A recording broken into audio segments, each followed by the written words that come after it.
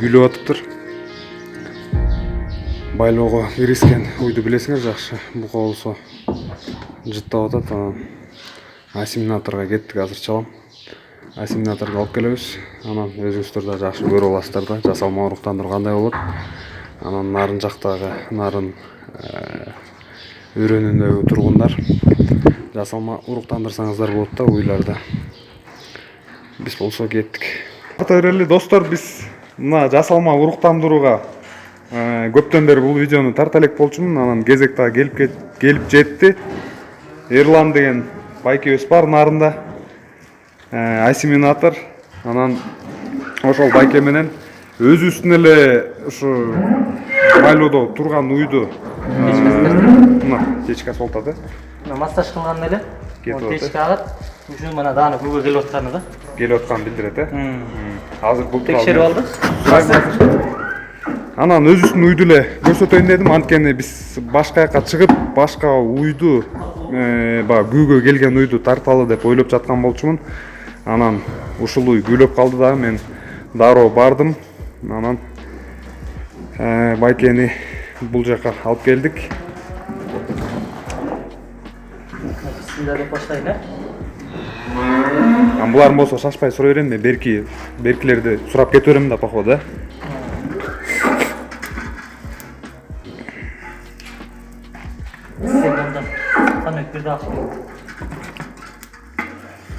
Мына моякта уруктар бар, ал. Мунун атын эмне деп атап коет ошондо? Сосуд диара, азот куйулат, жидкий азот. Салсалдыр. Анан неме кылынат. Мунун ичинде 196 градус минус. 196 градус азот бар. Урукту ушуга тоңдуруп коюлган. Бул уруктар Голландиядан келген уруктар. Голландиядан, Мен жанагы Бишкектен плем сервистен алам. Ошол жерде Голландия менен иштешет. Голландиядан келет да. Мындан бир урукту алдык. 30 секунд буяка салып алабыз. 35-36 градус жылуулук болуп туруш керек турбайбы суу, Азыр ошондо биз эмне урук куябыз азыр? Азыр шведский бурый урук куюп атабыз. Күрөң Швеция. Анан могул элдер уйларын күүгө келгенин, келбегенин кантип билиш керек, ошолор тууралуу айтып бериңиз. Мисалы, сизге чалганда эме кылыш керек, бука жок болуш керек уйдун жанында. Уй күүгө келгенде жанында уйларга секирет. Жанында башка уйлар боло берсе болот, ошол аркылуу билсе болот, Ошол аркылуу билсе болот. Эң жакшы нерсеси. Если уй жалгыз турган учурда, бул уй жөн тура албай, уй жанына уйларды же буканы истеп калат да. Мөөрөш мүмкүн катуу, Мөөрөйт. Эки жакка тура албай. Сызданат. Канча убакытта кайрылыш керек, мисалы, байке ошону? Кандай? Канча убакытта кайрылыш керек? Мисалы, уй күүгө келгенден 1 суткадан кийин күүсү жанат. 1 сутка эле керек. 1 сутка. Ошол учурда кармап калыш керек. Кармап калыш керек, Мына мондай чехол бар. Бул одноразовый, стерильный. Ачсаң. Бул болсо шприц катетер. Уругубузду жибиттик. Шприц катетердин ичине салдык мынакей. Уруктун башын кесип коебуз.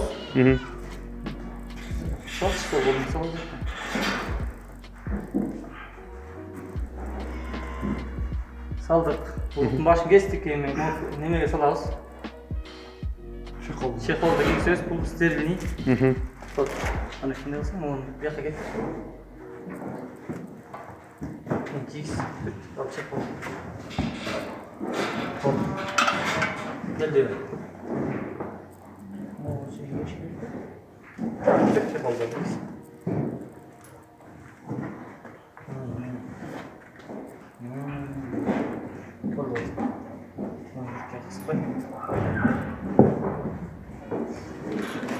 Видео көрүнүп атабы? Башында неме чыгыш керек мына.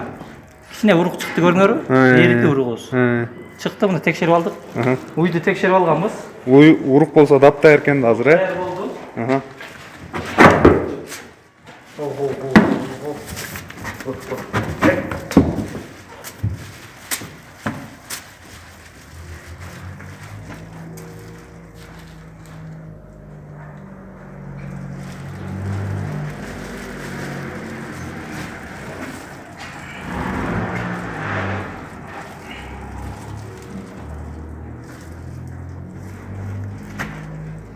ичинен ошондо эмне процесстер жүрөт, эмнесин кармайсыз? Түзүчеге аркылуу колумду салып атам мен. Түзүчеге аркылуу колумду салып, матканы кармайм. Шейка матка деп коет, матканын боюнчасы бар. Анан ошону кармап туруп, могу шприцти ошо матканын ичине киргизем. Естественный уруктандырууда бул матканын сыртына таштайт уругу. Ал жерде буканын немесинде составы аябай көп. Мисалы бир таштаганда эле сперматозоидтер миллион неме болот да. А бул жасалма уруктандыруу жаңы элекинин ичинде 100 000 деген эле сперматозоидтер бар да. Ошон үчүн муну матканын ичине кылышыбыз керек, ошондо болот да. Баягы уруктандырып кетиш керек, максаты. Матканын башына 1-2 сантиметр эле киргизип туруп, ары терең матканын до конца эмес, моюнчасынан 1-2 сантиметр киргизип туруп эле урукту кылабыз. Мына мындай түс болуп калган да, мынакей көрдүңбү? Ошондо уже маткага кирип турат да. Акырын буяк коебуз. Бул кепилдиги кандай болот эми аке? Почти 100% же 100%, 85% болот да. 85 э? Чыгышы Бул мисалы бул уйдун оорулары болуп калбаш керек да. Туулгандан кийин маткасы жаратылып калбаш керек. Мисалы могул уй 100% ишене берсек болот, анткени слизь тунук. Тунук турат, эч кандай кан пам неме жок, чыккан жок. Биринчи кол салганда эле слизь чыкты. Мында оор сыпасы жок, ошон үчүн бул болот. Болот э? Жана туулганда арып кесиндип туруп, кыйналып калса, маткасына күч келип кала турган болсо, анда күйгө келе берет, просто толук кандуу иштелип чыкпай калат да. Ошон үчүн кээ бир учурларда искусственный осложненияден неме болот. Убактысын кармаш керек экен да. Убактысын кармаш керек. Элдер убара кылбай, дароо мисалы келер менен байкап туруп, дароо чакырыш керек экен. Дароо чакырыш керек. Бир сутканын ичинде күйүүсү тарап кетет андан кийин. Эртесинүү Андан кийин кайра 18-21 күн күтүш керек болот. 18-20 күн ооба. Туулгандан кийин уйду 2 айдын ичинде уруктандырыш керек да. Букадан чыгарыш керек же жасалма жол менен уруктандырыш керек. Антпесе элдерде чыгым алып келет да. Ал чыгым 2 ай, ошондо ал чыгым деген 1 жылда 1 музу албай калат деген сөз да, 2 айдан кийин. Ооба. Нетпей калса. Мына бул сте одноразовый ыргытабыз. Уй бүттү э бир. Буюрса болот. Бурый. Кеттүү жакшынакай уй, шведский бурый. Ал уйдун чоңдугу көлөмүнө кандай таасир этет? Мисалы урук бул жеңил эле туйбу же? Жеңил эле туйт. Урук өзү ошондойбу? Бул урук өзү ошондой. Жеңил урук э? Ооба. Жандай. Фарода деген жеңил туулат дагы, анан бач өсөт да. Бул Фароданын ушул жери бар да. бул сиздин урук ушундай э? Ооба. Көпчүлүк эле уруктар ушундай. Көпчүлүгү? Арасынан бар крупный туулгандары.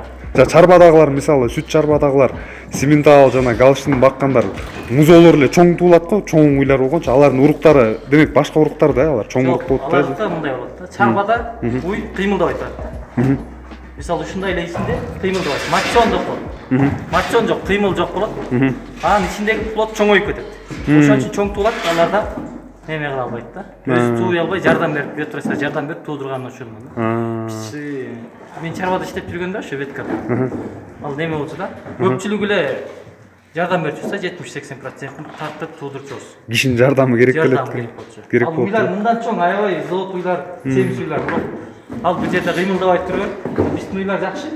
Бир күндө канча километр басып келет. Булар көп кыймылдап болот, матчан. Ошон үчүн булар жеңил туйт да. Мышцалар да булар өнүккөн болот экен да. Демек, кунажындарга деле куя берсе баягы жеңил эле туйт экен э. Мынакей достор, уруктандырдык муну. Мөөнөтүн болсо жанагы күйгө келген убактысын эртең менен байкап, мисалы туугандан кийин 1 ай, 2 айдын ичинде күйгө келет, ошол моментти кармап туруш керек, такай карап туруш керек, байкап туруш керек. Уйлар менен жүрсө бири-бирине секиришет. Анан ошону кармап туруп дароо чакырганга аракет жасаңыздар да. Анан жанагы мындай бука мененчи мисалы менде симметал бука туруп атпайбы? Жасалма уруктандырган экөөнүн артыкчылыгы, мисалы жасалма уруктандырганын артыкчылыгы кандай, ошолор жөнүндө айта кетсеңиз? Жасалма уруктандырууга урукту даярдайт да чет мамлекет. Ал жерге аябай чоң, здоровый, жакшы буканы тандап алышат. Анын спермасын алышат, уругун. Аны алып, микроскоптон карап текшеришет. Канча процент уруктардын ичинен дагы жанагы туура эмес, жакшы чуркабаган уруктар бар. Ошондойлорун карайт. Ал жердин уруктардын санын санайт. Ошонун баардыгын карайт. Ата-энесинин баарын изилдеп чыгыптыр. Ошол эле бир букадан канча көптөгөн уруктарды жасайт да. Уруктар жасашат. Ошон үчүн бул жакшы. Тиги мисалы чистый симментал жакшы эле. Бирок айырмасы таза симментал куюп атабыз 50% болот да. Бул жөнөкөй уй. Тик таза куйдук. 50%. Таптаза швейц куюлду, мисалы. Таптаза швейц. Атайын жана бык лидер деп атайын ушундай бөлүшөт өздөрү дагы. Атайын букан бир эле буканы тандап алышат, аны ошо уругун эле алышып, ошон үчүн эле багышат да. Бир букадан эле көптөгөн уруктарды алып, тоңдуп, аны лабораториядан атайын тоңдуп, мондай азотко салып, бизге чейин алып келип берет. Биз Бишкектен сатып алабыз. Түшүнүктүү. Бул Швейцтин сүт бергени канча, мисалы жаңы элеке коюлган Швейц? Швейцтин сүт берүү немеси 30 литрге чейин. 30 литрге чейин, Мисалы ушундан түшкөн бул молочно мясный да, сүт дагы, эт дагы берет да. Мисалы ушул кунажынданчы ургачы түштү да, ургачы түшүп калды. Демек сүтү кийин көбөйөт, ошондо. Бул уйдан тиги тузоосун турган тузоосу качылып калса, көп берет да. Кийин ал чоңоюп, жакшы багылып, жакшы өссө, демек ал дагы сүтү көбөйөт экен да. Мына мисалы менде мол бар. Шведский порода. Мына дочь быка Верос дейт. Верос деген буканын кызы экен да. Продуктын за 305 күн дейт да. Бул 305 күн сааса болот да. Бир жылда 365 күн болсо 10 ай сайсын. Ошондо 11501 килограмм сүт берет да. Бир жылда 305 күндө. 11 тонна, 11 тонна. Жирность дейт, бул майлуулугу 5-46%. Мунуку жакшы да. Аябай майлуу болот. Аябай майлуу. Биология 3,8. А мол порода бар азыр. Порода симментал. Бул да мясо молочный. Продуктын бул да 305 күн экен, 8897 кичине асыраак да тигинде. Сүтү 8-9 тоннага чукулураак. Жирность мунуку 4-6%. Мунуку 5-46 болсо мунуку асыраак. 4 экен, мунуку 4% экен. Белок. Сүттүгүлүгүнө, сүттүн ушу майлуулугуна да жараша болот да. Сиздеги болгондор тукумдар ушул экөө бар да. Ушул симментал менен симментал шведский порода мясо молочный. Мына достор, ушуларды куйдурсаңыздар болот. Бул деген нарын өрөнү да башка облустар болсо эми башка облустарга болбой калат. Нарын шаары, Нарын району ошол жактардан көрүп жатсаңыздар, Байкенин номери мына ушул жерге жазып коем азыр. Байкеге кайрыласыздар. Анан бааларын айта кетиңиз. Баалар 1000 сомдон куюп атабыз. 1000 сомдон, бир уйга, ошондо бир куйганга 1000 сом экен. Телефону болсо мына ушул жерде. Сиз такай Нарында болосуз, Нарында болом. Выезд болсо кете берет, ат башта болсо райондор. Кайрылыңыздар достор. Мынакей мен ушуну көптөн бери ушул видеону тарта албай жүргөн болчумун, сиздерге маалымат катары берейин деген болчумун да. Муну биз жасашыбыз керек, анткени мында дагы жанагы бурцулёстагы баягы ооруларда жок болот да, ошонусу жакшы болот да. Жугуу коркунуч аз болот. Жугуу коркунуч аз болот. Анткени мисалы могу букага бурцулёс жугуп калышы мүмкүн, Букада бурцулёс болсо уйга жугуп калат, уйда бурцулёс болсо букага жугуп калат. Башка мисалы тиги букага келип туруп башка уй секирсе, бурцулёс болуп калса бука бүттү, жарабай калды. Ошондой жарабай калат. Кийинки мисалы тукум буга кошкондон кийин жарабай калышы мүмкүн да, бурцулёс чыгып калса анда бүттү. Ал уй жараксыз да. Суроолор болсо жазыңыздар комментарийлерге, сураңыздар. Сиз кирип өзүңүз окуп калсаңыз жооп берип коесуз да сурагандарга. Макул достор, көрүшкөнчө кийинки видеолорго чейин.